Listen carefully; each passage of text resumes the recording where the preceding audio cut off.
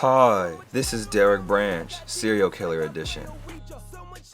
This person's name is Diane Downs. Let's check her out. So let's pick a video here. This one looks creepy. Is she out of jail? Oh my god, guys! It says why Diane Downs shot her 3 children. Oh my god. Why does she look like she's out of jail? I want to watch this one. My whole life, even as a child, all I really... She don't look like a serial killer. Does she look like a serial killer to you? Look at her. Does she look like a healthy human being? Okay, what's the definition of serial killer, guys? It says here, a person who commits a series of murders, often with no apparent motive and typically following a characteristic predictable behavior patterns. So I feel like, I don't know if you guys don't, but I feel like she's technically a serial killer. That sounds like a serial killer to me. When I type in serial killers, she gets put on a list. After you down 3, someone said if you kill 2, that's not a serial killer. You kill 3, now you're a serial killer. There's a difference, okay? If you're in this room right now, if you only got 2 body counts, you're not a serial killer, okay? Get your numbers up, buddy. What Diane Downs wanted more than anything else was to have children. She got her wish, but her dream turned into a twisted tragedy when she was sentenced to life for shooting her children. Why the fuck is she smiling? Why do niggas smile when they kill people? I be really wondering why the fuck that happens. Why are they smiling? I don't know why every single one of them smiles after this. Like, and you guys told me they don't feel bad. Maybe this is why. Because her boyfriend didn't like kids. Even today, 5 years later, her former husband would like to see her pay the ultimate price. Executed. That's what I was hoping for. That's what I still feel that they should have done that, you know. We'd all be better off. But it was the children who would pay for what Diane wanted. Diane's the type of woman who I think could cut your throat and then sit down and have lunch next to your body. I wouldn't walk in there and say, this weird person came up out of nowhere and shot us for no reason and just left. I mean, that's not a believable story. I could have, if I had done this, I could have come up with a believable story. It really happened. It was back in May of 1983. What is she saying happened? What is she saying she did it? Was that saying she didn't do it? Next to this creek, alongside this isolated country road outside of Springfield, Oregon, that this bizarre and tragic crime was committed. It was around 9:45 in the evening when Diane Downs said a man flagged down her car and demanded her keys. When she refused, he pulled out a pistol and shot her and her 3 small children. I could smell the blood. I could smell the gunpowder. I could... Okay, bro. So at this point, she's saying she didn't do it. That's why. So she's saying she didn't do it. That's why she's chilling. She thinks everyone's wrong and that she didn't do it. Do they have evidence on her?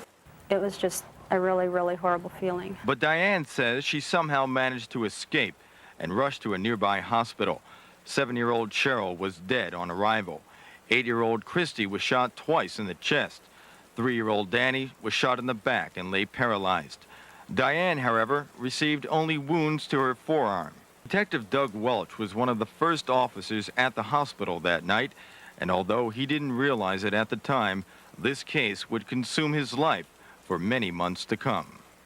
Here was a woman who was completely apathetic about the welfare of her kids.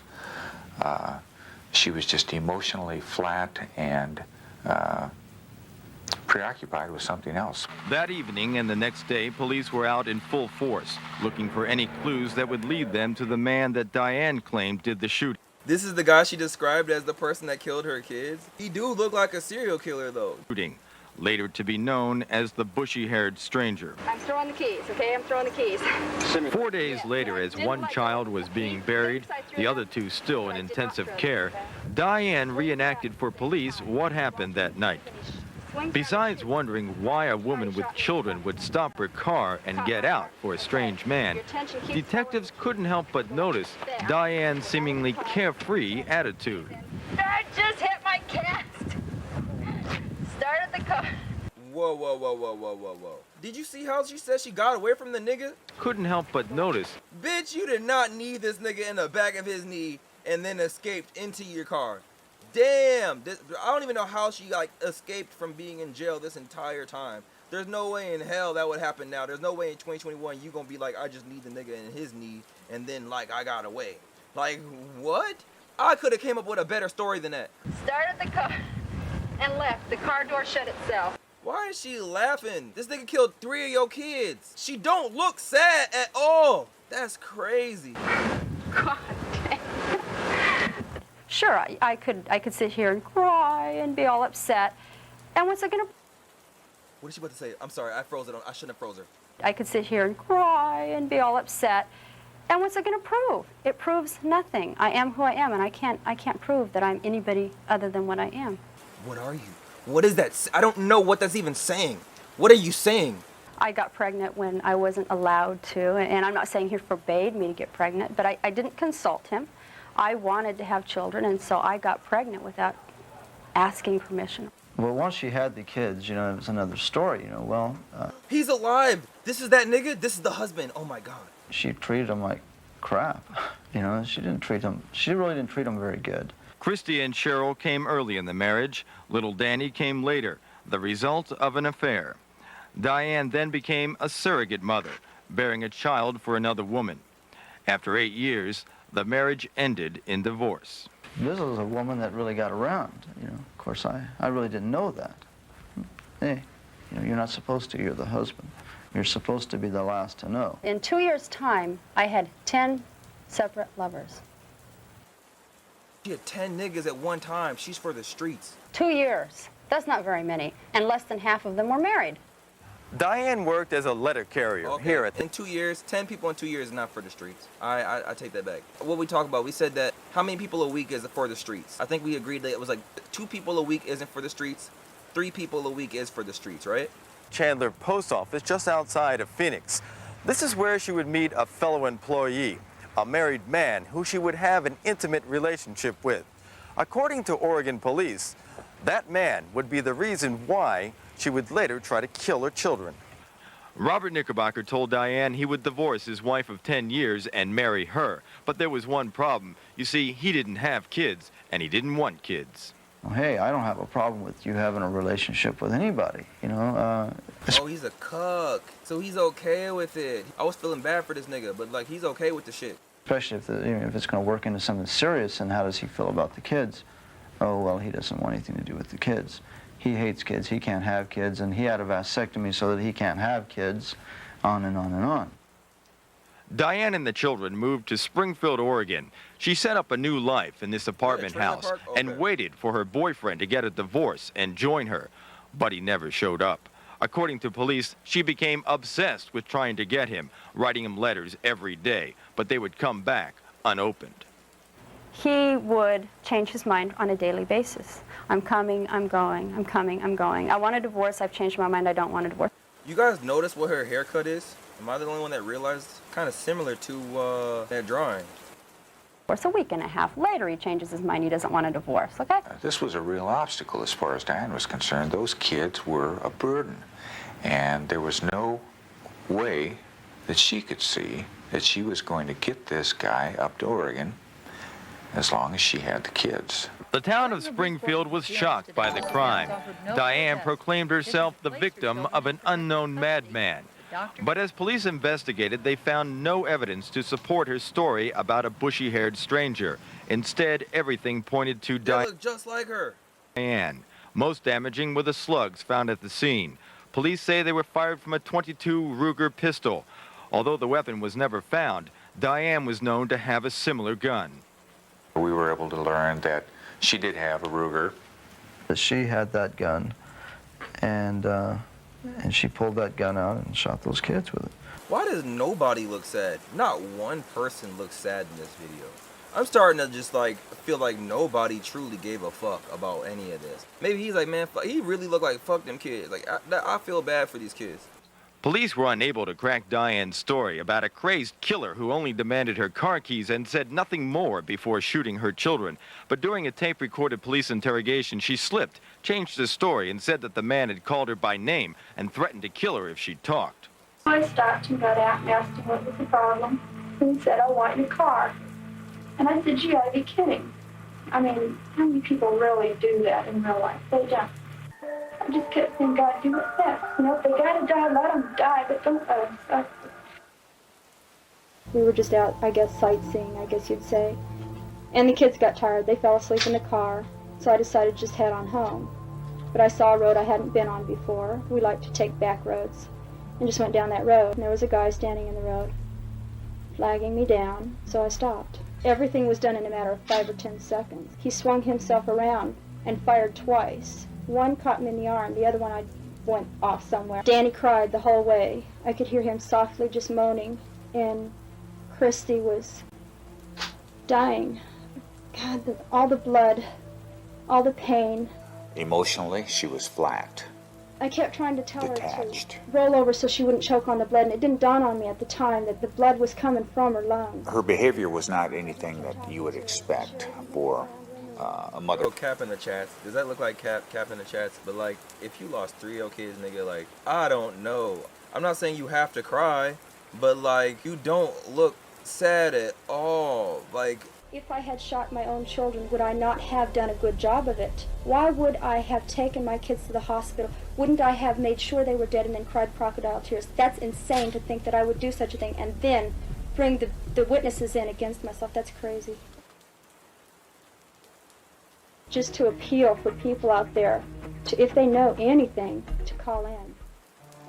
Anything to help out and find the guy that shot my kids. why the fuck are you smiling, ho? Oh my lord.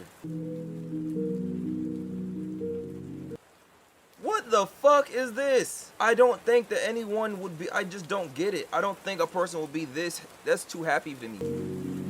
You know what a person should look like? They look like they haven't got any sleep. They should be emotionless. They should look like, not emotionless, but they should look like they just like, they tired. They should look like they tired, and they tired because they've been crying all fucking night. That's what you're supposed to look like. I could act better than this.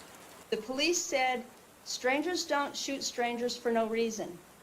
So I believe this had to be somebody who knew me. They also, at one point, the last day that I got to see Christy in the hospital, I believe it was... She believes that it's someone that knew her, but she took a back road that she never took before. So basically, whoever got her was a person that was taking back roads that they never, like a random Wednesday on a back road, and like, but you're outside your car, so because they knew exactly where you were going to go. They knew where you were going to go, and they just sat outside their car.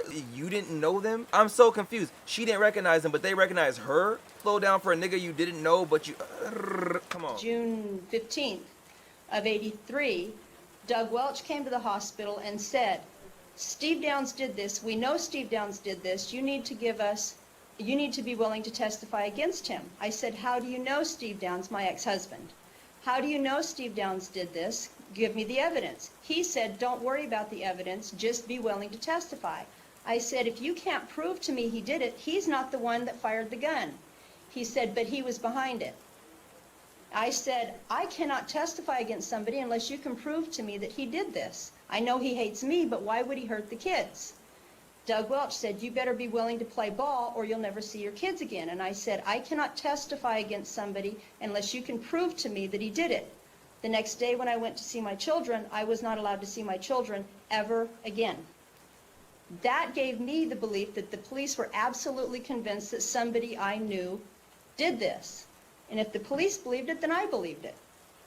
Now, if they want to turn this all around and say, Diane changed her story, that's not what happened. And you guys are on the parole board, and I know you work with the legal authorities. You work with police, you work with the district attorneys, and so you know how they work. It's how they, I know now what they were trying to do.